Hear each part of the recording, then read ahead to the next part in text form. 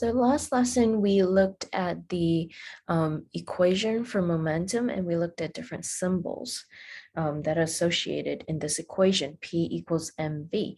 And we saw that momentum is directly proportional to both mass and velocity of an object.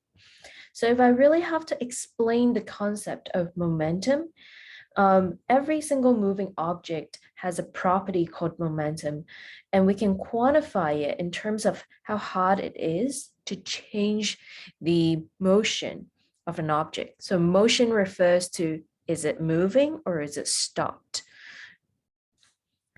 And the momentum of the object is related to the amount of force that is required to change that motion in a given amount of time. So amount of force that is required to get an object started to a certain speed in a certain amount of time, or the amount of force it takes to stop an object in a certain amount of time. And the symbol that we use for momentum is the lowercase p, as you would have already learned. So I trust that you guys all know the equation by now. Momentum equals mass times velocity. And the measurement units that we use is kg times, or meters squared, meter per second. So usually we would measure the mass in kg, and then we'll measure the velocity in meters squared. And the units that we use is usually a combination of both of these. So whatever is in the equation, mass and velocity, you can see that the kg refers to the mass and the velocity is the m/s, which is meters per second, distance divided by time, how you calculate velocity.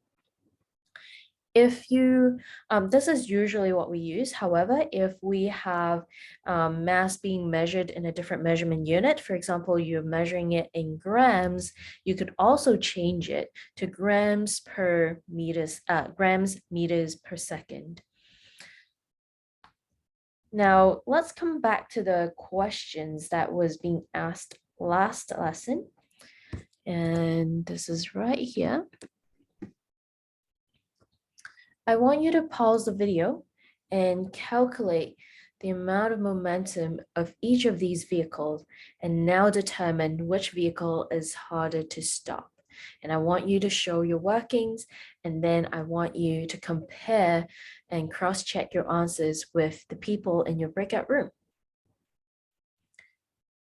All right, I assume that you have paused the video and have cross-checked your answers, so you should arrive to a conclusion. It shouldn't be too hard to do.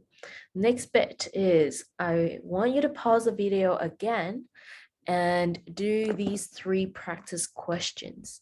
All right, you might have to use your algebra skill a little bit in this one.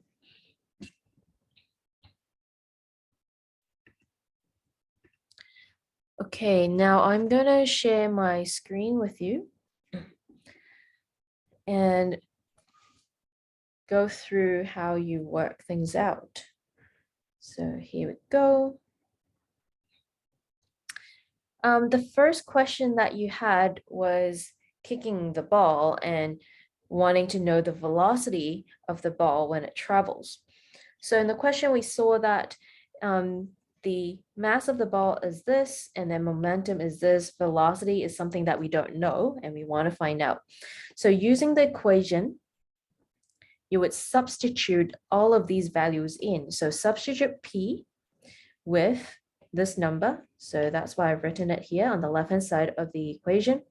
Substitute this for the mass, which is right here. And then velocity, we don't know, so just put it in straight away. And with algebra, you have these, and you want to work out this, because this is mass times velocity or multiplied by velocity. So you can change this to the other side of the equal sign. And then when you do that, whatever is being multiplied on this side, when it goes to the other side, it needs to be divided by what was on the left-hand side. So that's why this is going to go under and be divided by 27. And you have this, and if you do the math, you should be able to get this number. So you can use your calculator to do that. So the velocity of that ball is 45 meters per second. Next question. Again, I've written out the variables that we have or we already know. So this is momentum, this is the velocity, and mass is what we're interested in. Again, substitute the numbers in and put that into your equation. Again, move this over to the other side so the unknown is the only variable left, and you need to divide it by this number because this is multiplied by this. So when it moves across, it needs to be divided by, and you have this. Last question, slightly trickier. So let me help you picture. It says that Enoch is piggybacking Enoch is piggybacking Josh. So happy couple.